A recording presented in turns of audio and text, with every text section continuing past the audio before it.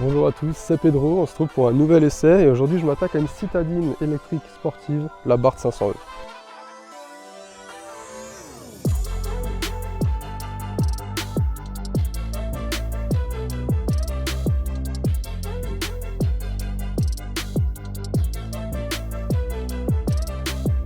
Tu relâches, le bruit il est cool. Ouais, le bruit court un peu, c'est j'aime bien.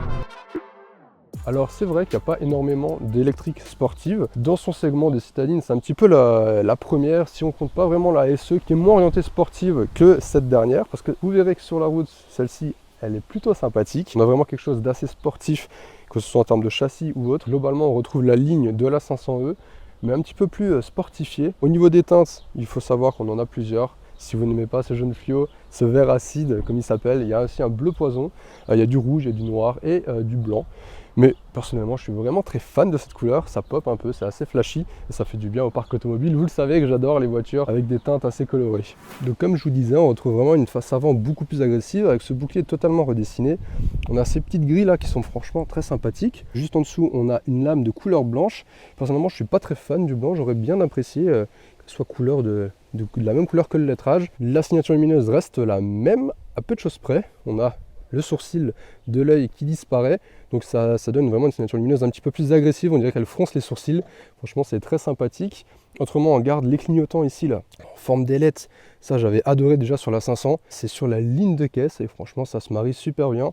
En dessous on a des jantes allant de 17 à 18 pouces, ici on a dit 18 pouces comme on est sur la finition Turismo, donc c'est la finition la plus haute, c'est équipé en Bridgestone Potenza Sport, en 205 par 40 aux quatre coins, donc ça grippe plutôt bien. Juste ici, on a les coques de rétroviseur gris mat. J'aurais adoré que la lame soit de cette couleur-là. Autrement, sur la partie basse, on a un bas de caisse un petit peu plus prononcé avec l'inscription Abarth juste là. Et comme on est sur une Abarth, on a le Scorpion sur l'aile arrière, cette fois-ci traversé par un éclair comme on est sur la version électrique. Ici, comme vous pouvez voir, on est sur une version berline, donc on a un petit toit panoramique. Elle existe aussi en version cabriolet. À l'arrière, on retrouve l'aileron qui est normalement le même que sur la 500E, qui est déjà assez prononcé. Le lettrage Abarth, que je trouve vraiment beaucoup plus valorisant. Et sur la partie basse, on a ce diffuseur, toujours avec le liseré blanc, qui est un petit peu plus prononcé aussi que celui qu'on trouve sur la 500E. Et donc c'est à peu près les seuls changements qu'on a à l'arrière, mais c'est franchement très sympa. Et puis cette teinte, honnêtement, je la trouve vraiment très très jolie. On va rapidement parler du coffre, hein, même si voilà, on est sur une 500 tout de même. On a 185 litres, c'est exactement le même litrage que sur la 500E classique. Je vais maintenant vous montrer l'intérieur parce qu'on a quelque chose d'assez sportif honnêtement. Regardez-moi ça. On a de l'Alcantara de partout, à commencer par ce volant donc avec un mélange d'Alcantara et de cuir, avec le petit rappel aux 12 heures, le logo en vert acide et l'inscription Abarth ici. On a des petits inserts en gris alu comme ça, mais la prise en main elle est vraiment cool avec l'Alcantara. Derrière on a un compteur digital avec plusieurs menus en fonction du mode de conduite qu'on applique. On a plusieurs affichages, voilà. La planche de bord est en plastique dur, hein, on est forcément sur une 500, il ne faut pas trop en demander, mais par contre on a vraiment de l'Alcantara sur toute la planche de bord. Et on a ici ce petit motif comme ça rainuré, franchement je le trouve vraiment très très joli. Et ce motif rainuré on le retrouve sur les sièges. Alors j'espère qu'on voit bien la caméra parce qu'il fait assez sombre j'ai l'impression. On a vraiment ce motif un petit peu partout. Ici on a aussi le Scorpion et on le retrouve là-haut en vert comme ça avec toujours l'inscription Abarth. Franchement ces sièges sont magnifiques. On a une surpiqûre vert acide donc, et bleu poison qui sont les deux couleurs les plus flashy sur cette Abarth 500E. Après autrement c'est un habitacle de 500 comme dit. On a juste un petit menu. Alors ça c'est un petit peu redessiné pour Abarth et on a un menu. Alors, ça balaye un petit peu sur l'écran. Mais on a un menu voilà, avec le niveau de batterie, la puissance en kilowatts et la batterie 12 volts. Et voilà on a un petit mode de drag race. Vous pouvez voir que j'ai fait 3.3 le 0,60 et le 0 à 100 en 7 secondes 1 pour annoncer 7 secondes tout court. Donc comme je vous disais autrement, on a vraiment une planche de bord de 500 avec ici la petite skyline de Turin. Là on a des petits détails rappelant la première génération de 500.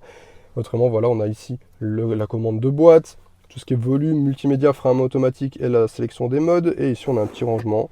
Là, on a de quoi poser le téléphone avec un porte-gobelet. Franchement, c'est assez sympathique. Mais moi, vraiment, j'adore ces sièges. Mais enfin bref, on n'est pas là pour parler d'habitacle, d'extérieur ou je ne sais quoi. Je sais très bien ce que vous voulez. C'est qu'on aille sur la route. Et bien, avant ça, je vais vous parler du système audio JBL qui est compris dans le pack Sound qui ajoute Ce qui fait parler énormément sur la 500e Abarth. Un haut-parleur sous la voiture qui reproduit le son de l'échappement Monza, le fameux, hein, c'est pour ça qu'on connaît Abarth, c'est pour ça qu'on adore les Abarth aussi. Et vous allez voir que c'est plutôt bien réalisé. Je vais vous faire un petit start-up, mais avant ça, je vous invite à vous abonner à la chaîne pour m'aider à développer cette dernière afin de vous présenter de plus en plus de véhicules. Si cet essai vous plaît, je vous invite à lâcher un petit pouce bleu. Sur ce, le start-up. Alors, pour l'activer, c'est juste ici au niveau de l'écran. Ici, on contrôle le menu. Là, on va dans écran, fonction électrique et son externe. Écoutez.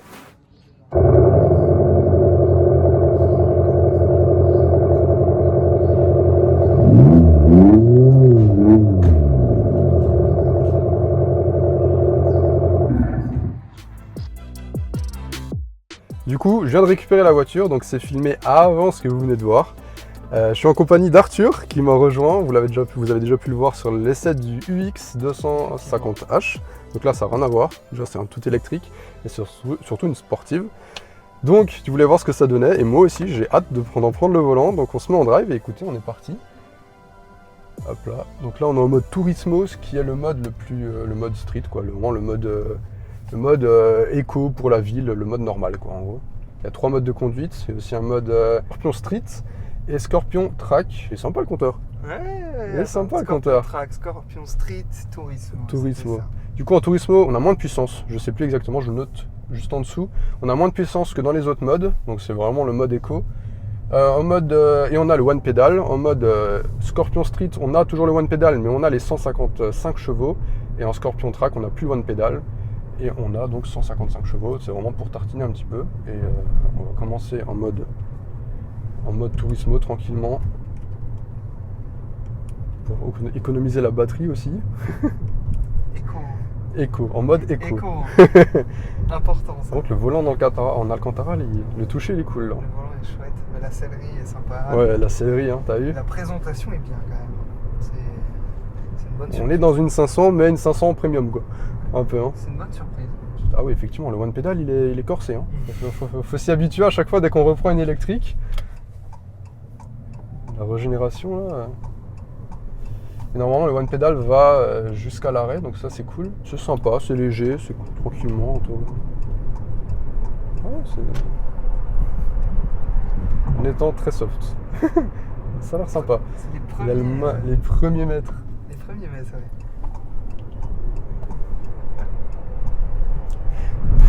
Ça donne envie de jouer un peu, hein. Je suis juste en Turismo là. Bon, tu sens qu'il y a du couple à l'avant. Ouais, ça se tient plutôt bien. Hein. Ça a l'air plutôt sympa. Hein. Donc c'est train arrière pas multibras, c'est aussi un torsion comme le reste des 500. C'est aussi un essieu torsion.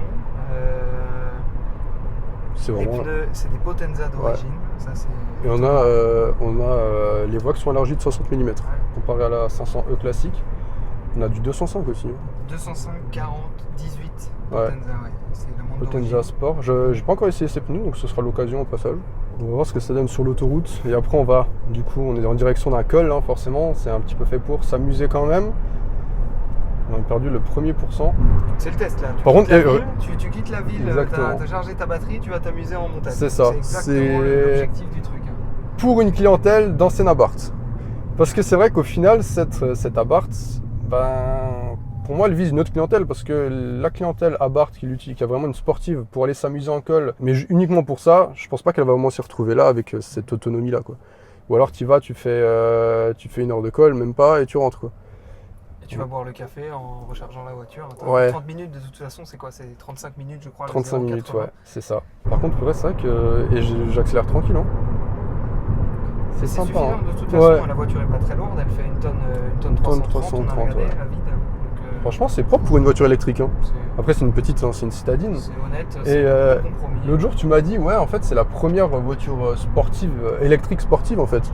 Ah, qui enfin, veut sportive, citadine, compacte. Légère, ouais. Mais en fait, j'ai pensé à la Cooper SE aussi. Oui, aussi. Alors, et qui doit être plus lourde, par contre. Alors, à première vue, comme ça, déjà, c'est un peu moins tape-cul que les versions. Ouais, clairement. Là, on vient de passer un truc. C'est moins tape-cul que les versions thermiques. Ouais. C'est même surprenant vu la hauteur des pneus, c'est du 40 de haut, ça filtre bien quoi. Parce que ouais, il faut savoir, je l'ai déjà dit, mais on a du 17 et du 18 pouces. Du coup là on est à du 18. Donc on a vraiment les pneus les plus fins. Mais on sent que c'est raide. Ouais, c'est raide. C'est quand même de donner un peu le ressenti que tu as sur une voiture un peu sportive. Mais évidemment, il y a quand même une batterie emmenée, il y a quand même tout ça. Mais C'est ça. l'impression qui est donnée est bien, quoi, déjà. Ouais. Sinon, je trouve qu'il y a beaucoup de place visuellement devant toi quand tu es devant. Ouais. Quand tu es à l'avant, là, il y a énormément de place devant la tête, quoi. Le pare-brise est loin, le tableau de bord est assez long aussi. En fait, pour une 500 à 2, une 500 à 2, ça suffit, quoi. Tu vois, c'est bien. Après, c'est vrai que j'aurais derrière. pas besoin de faire grand-chose en avançant mon siège pour laisser de la place à une personne derrière non plus. On a un feu, on arrive, on est en direction du coup d'école, et là, on va mettre du coup le mode qui fait du son. On va couper le son de le moteur. Le moteur, exactement. Attention. Pas trop bizarre. En plus, t'entends que ça vient derrière. Tu sens que ça vient de derrière. Mais je l'ai vu le haut-parleur, il est oui, ouais, juste ouais, derrière le pare-choc, tu le vois. Mais je pensais qu'il y avait aussi à l'intérieur, mais franchement, c'est cool, hein. Trop bizarre. Attends, et si maintenant on fait un petit rêve, genre. Ah, tu peux en plus. Vas-y, refais.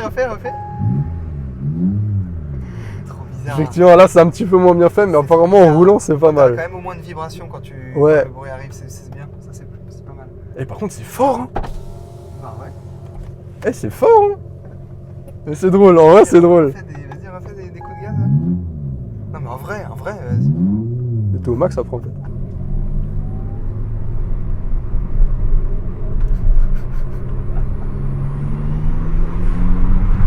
Ah, trop bizarre. En vrai, c'est rigolo. Par contre, il y a du vent, je pense. Et vite fermé, ça même quoi. On entend bien quand même. Quand même pas mal. Je crois que c'était une abarth. Ah, moi aussi.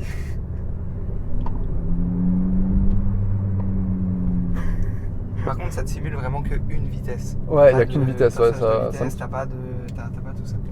Est-ce que c'est la première qui fait ça pour l'extérieur? Je crois, hein. En électrique, je crois. En fait, t'as des bruits un petit peu d'électrique, genre des bruits. Oui, mais je veux dire vraiment l'extérieur. Parce que là, le but, c'est toi à l'intérieur, mais t'as en plus les gens dehors, quoi. Donc, est-ce que. Et je me demande si. Est-ce que c'est là, tu vois, il vient de tourner la tête. En fait, je me demande si, genre, ça interpelle. Est-ce que c'est la Parce que ça a l'air d'être super fort, en fait. Bah, ça va. Tu l'entends. Après, tu entends quand même. Ouais, mais dis-toi que là, on est à l'intérieur. Vite fermé et tout. Ah, mais attends, on passe dans. Ah, c'est le bon test, là. On avait un petit porte en pierre.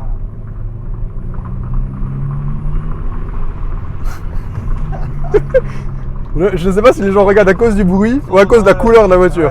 Ouais, un des deux, c'est sûr. Mais de toute façon, faut se faire une raison. À un moment, on va être obligé quand même d'avoir une partie des voitures en électrique. Et si ça peut nous sauver un petit peu, ouais. Pour au moins que ça t'amuse un peu quand tu roules, ça. Moi ça me va, ça me dérange pas. Mais comme dit, je pense que ça va évoluer, c'est un nouveau truc. Tout le monde a son avis, soit t'aimes, soit tu détestes. Ouais, c'est. Et le truc, c'est qu'il va falloir écouter un peu ce que les gens ont à dire pour peut-être améliorer ça et faire des variantes ou peut-être te permettre de changer le comportement du truc. Parce que là aujourd'hui, c'est peut-être assez verrouillé. Mais aujourd'hui, tu as plein de modes de conduite. Pourquoi il n'y aurait pas plein de modes de son? Je pense histoire de vouloir peut-être des passages de vitesse, de vouloir peut-être tout ça. Après, c'est en fonction de ce que tu veux je faire. trouve que c'est ce qui manque un petit peu quand même. C'est possible. Parce qu'en fait, même à Louis, où on l'attend en fait. Et du coup, c'est vrai que. Mais comme dit, pour une première, en vrai, c'est super sympa. Et à voir effectivement si ça va évoluer par la suite. Et s'ils vont améliorer ça et fournir d'autres options derrière, quoi. On arrive sur les petites routes. Du coup, on va passer le mode. Oh, t'as vu? J'ai pas bougé le pied de la pédale. Hein. Ok, donc effectivement, bon, c'est parti, on va voir ça avec le son du moteur du coup. Enfin, de l'échappement Monza.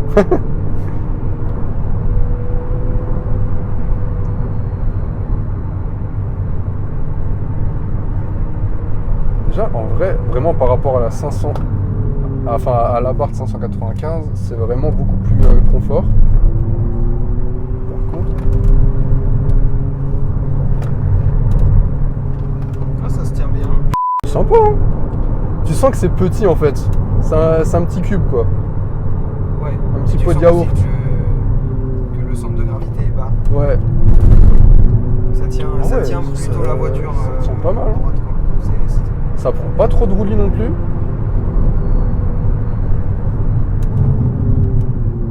Et le bruit est sympa au final. Hein. Ah, le bruit rajoute un petit truc, ouais.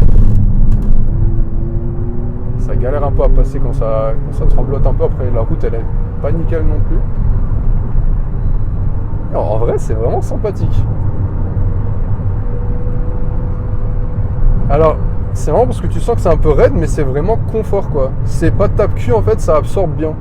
Du coup, c'est pas raide, mal. c'est pas tape-cul. C'est ça le. Ouais, voilà, c'est raide, mais c'est comme il faut, quoi. C'est raide, mais il te le faut. Et ils sont pas mal aussi, en vrai, les baquettes, tu vois. Je me demandais avant, mais les baquettes t'es bien calé, ouais. Et par contre, en vrai, de vrai... ça s'arrête pas. Non, c'est... ça pousse bien, quand même, hein. Il y a un peu il y a du mordant, la pédale, en vrai, la sensation de freinage, elle est cool, attends. Ah ouais. Ça va. On a du 281 à l'avant et 278 à l'arrière. Donc on a des freins à disque à l'arrière comparé à la 500E qui n'en a pas. Et en vrai, vraiment, au niveau de la sensation de freinage, au niveau du pied, au niveau de la pédale, elle est vraiment pas mal. Ah, c'est stable, hein. Tu vois, même avec la bosse en freinage, ça n'a pas trop bougé. Alors tes premières impressions? Je pense que c'est exactement ce qu'on lui demande de faire. Ouais. Et je retrouve un peu ce qu'il y a de la version thermique, quoi. Mais, le bruit, en vrai, c'est cool. Le bruit est sympa, ça Ouais, rajoute le vraiment bruit, quelque chose quand tu roules un peu vite. Et je pense que ça t'engage un peu plus à continuer à mettre dedans. Un petit peu quand même. Par là, du coup? Je pense que c'est pas forcément quelque chose à activer tout le temps. Non, mais dans ces circonstances-là, ouais. Voilà, question de se faire un peu plaisir. Quand tu veux t'amuser, quand tu veux mettre le pied dedans, tu te mets ça par-dessus et ça te change encore plus la voiture. C'est ça. Mais moi, je trouve ça sympa, vraiment, en tant que passionné, déjà, je pense que même les passionnés d'Abarth, c'est un petit truc en plus. Mais même en tant que passionné automobile, je trouve ça sympa quand même d'avoir ce genre de gadget, parce qu'au final, c'est un gadget. Mais c'est vrai que en conduite un peu plus sportive, t'as pas vraiment l'impression d'avoir du coup une voiture électrique, quoi. Ouais, parce que t'as toujours ce petit grondement là et c'est une petite touche en plus, quoi. Franchement, c'est cool. Et c'est vraiment engageant. Par contre, même le train avant, il est précis. Par contre, il n'y a pas vraiment de remontée d'informations, ça c'est un petit peu dommage. Mais c'est précis, quoi. On la place. Ça joue un peu derrière là. Ouais. Putain, Quand même en fait, hein. Ouais. Quand même en fait, hein. Quand même en fait. Par contre, ouais, elle est moins joueuse de l'arrière que la thermique. Mais elle est peut-être assise un peu à cause des batteries. Ouais, il y a un peu plus de poids. Effectivement, on a une meilleure répartition du poids aussi. 43 à l'avant et 57 à l'arrière. Donc on est quasi à 50-50. Mais c'est vrai qu'elle est moins joueuse là, tu vois, je l'ai mise un petit peu en défaut et l'arrière il a bien accroché quand même, quoi. Voilà, tu vois, par contre, le SP qui s'est mis. C'est surtout que tu sens que tu as besoin d'un contrôle de traction parce qu'on sort du virage. Ouais. Quand tu mets le pied dedans, le couple en électrique, tu vois là, hop. Mais franchement, et c'est fun, hein. Ouais. C'est un jouet. C'est sympa. Ça se prend super bien en main. Il y a ce petit mouvement où vraiment ça la cale. Donc il n'y a pas vraiment de roulis. Il n'y a pas beaucoup de mouvements avant ouais, qu'elle se cale. C'est ça.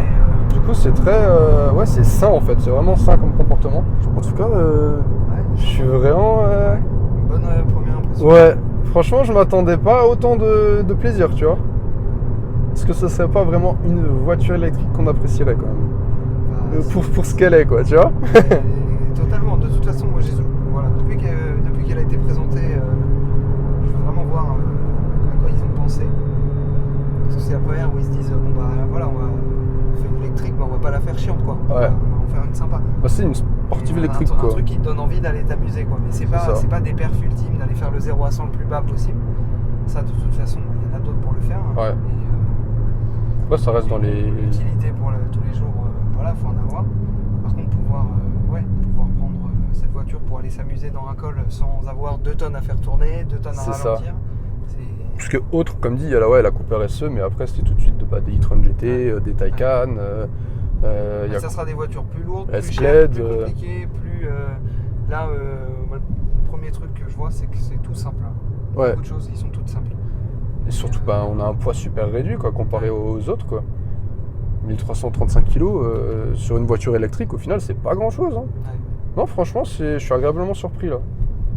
Et puis, putain, c'est engageant, en vrai, ça donne envie, c'est plaisant, quoi. Impressionné, en vrai, honnêtement, là, c'est vraiment top. Moi, la Abarth thermique, je la trouvais pas si souvireuse que ça. Parce que justement, t'avais T'avais le cul qui était assez joueur en appui. Du coup, je trouvais ça assez amusant. Et là, je retrouve pas trop ça, mais du coup, c'est pas plus mal parce qu'on a vraiment quelque chose de plus stable et en plus de plus confort, même en tapant dedans, quoi. Après, on a l'équivalent un peu d'une thermique, quand même en termes de 0 à 100, en termes de puissance, etc. On est à peu près à ce qui se faisait sur la version thermique. Mais là, par contre, quand tu relâches, le bruit, il est cool. Ouais, le bruit court un peu, c'est j'aime bien. Quand tu reviens vers un niveau où tu attendrais ton ralenti, c'est cool d'avoir encore des constructeurs qui tentent des choses. D'avoir osé, effectivement. Et là, Après voilà, Abarth c'est assez reconnu pour son échappement aussi, donc c'est un petit peu la marque de fabrique, donc en vrai... C'est bien d'essayer aussi. Je pense que s'ils ne l'avaient pas fait, tout le monde aurait râlé. S'ils l'ont fait, tout le monde râle quand même. Donc en vrai, c'est un petit peu... C'est bien qu'il l'ait fait et d'en avoir rien à faire, quoi. Ouais, c'est ça. C'est bien que ce soit une option, justement. Fonction électrique, du coup, son externe. On peut le couper comme ça. C'est trop bizarre. C'est bizarre. D'un coup, il n'y a plus rien. Et là, on revient avec une voiture électrique tout à fait convenable. Très calme et douce, quoi. Ça fait... Tu retrouves les bruits électriques traditionnels, quoi. Enfin, les bruits habituels d'une voiture électrique. On va à présent passer aux points positifs et négatifs. Pour commencer, les points positifs, déjà son look. Parce que regardez-moi cette teinte, franchement, elle est juste mignonne ou possible. Franchement, elle est magnifique. Deuxième point positif, son comportement. Parce que j'ai vraiment retrouvé une Abarth thermique en beaucoup plus stable, beaucoup plus saine et beaucoup plus confortable. Et je pense que pour les utilisateurs d'Abarth qui roulent en ville, je pense que c'est vraiment appréciable, notamment sur Paris avec tous les pavés, etc. Je pense que ça peut être vraiment un plus. Et troisième point positif pour moi, vraiment le son fictif de l'échappement, c'en est un. Parce que on est sur une voiture électrique, mais sportive, et en fait ce bruit, c'est ce qui nous manque. Et le fait qu'ils aient pu proposer ce type d'option, franchement je trouve ça pas mal, mais ça reste à développer, à améliorer, mais franchement c'est déjà une très bonne chose. Point négatif, son tarif, parce que ça pique un petit peu quand même, et pour une certaine clientèle, l'autonomie, parce que comme j'ai dit tout à l'heure, ceux qui ont une Abarth pour se faire plaisir, etc., les week-ends en col, etc., ça risque d'être un petit peu limite. Par contre, ceux qui sont en ville uniquement, qui ont la possibilité de recharger, etc., et qui font des petits trajets en ville, et je pense qu'Abarth vise plus cette clientèle que l'autre type de clientèle. Sur ce, c'est la fin de cet essai, j'espère qu'il vous aura plu. Je souhaite remercier la concession Fiat Strasbourg et le groupe S Automobile pour leur confiance et le prêt du véhicule. Un grand merci à eux, et surtout un grand merci à vous car on vient de passer la barre des 1000 abonnés. Ça fait beaucoup quand même, 1000 personnes déjà, c'est une petite étape, mais c'est une grande étape pour moi. Donc un grand merci à vous tous de me suivre dans mes aventures. Pour ceux qui ne sont pas encore abonnés, je vous invite à le faire. Ça m'aidera à développer cette chaîne afin de vous présenter de plus en plus de véhicules. Et n'hésitez pas aussi à me suivre sur Instagram. J'y poste quelques stories, des backstage sur les essais et surtout les photos des essais que je réalise. Je vous dis à très bientôt pour de prochaines vidéos. Allez, salut!